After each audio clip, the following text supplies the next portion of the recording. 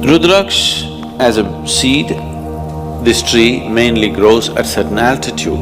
Somewhere between 6,500 to 12,000 altitude is where Rudraksh grows in the Himalayan region. And it has very unique vibrations.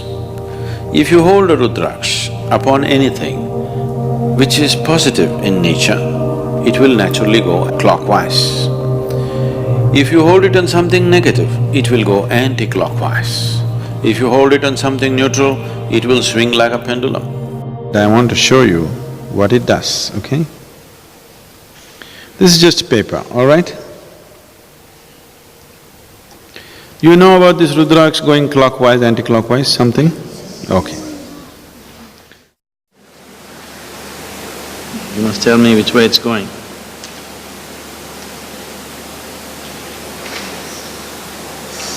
Which way is it? This is clockwise, right? Right now, I've not done any energy transfer or anything, just crumpled it, okay?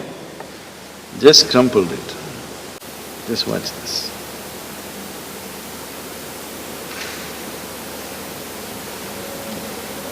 What's it?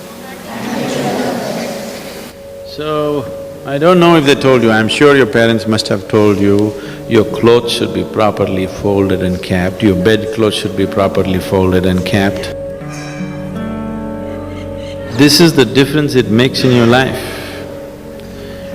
In this country, we were always told, after you wake up in the morning, if you do not fold your bedclothes, then devils will come and dance on it, demons will come and dance on it, and then when you go to sleep next day in those kind of clothes, it's going to affect your life.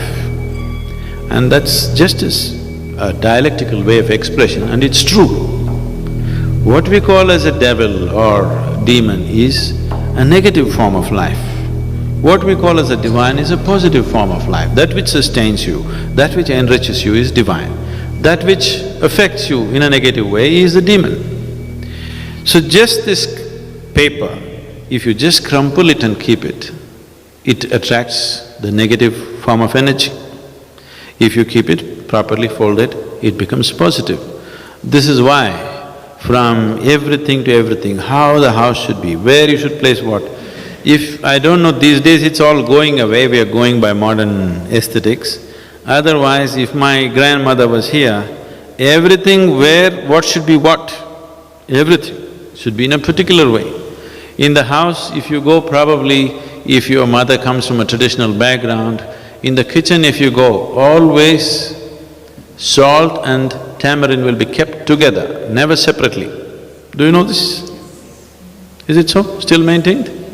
Yes, because all this awareness, unfortunately, just became tradition. It's beautiful that it became a tradition, but without giving the necessary understanding to people why it is so. Simply do it, after some time somebody comes and says, why should I do it? I'll keep tamarind on my head, salt somewhere else. It doesn't work like that. All these items have something to do with how you live, everything, how it should be kept.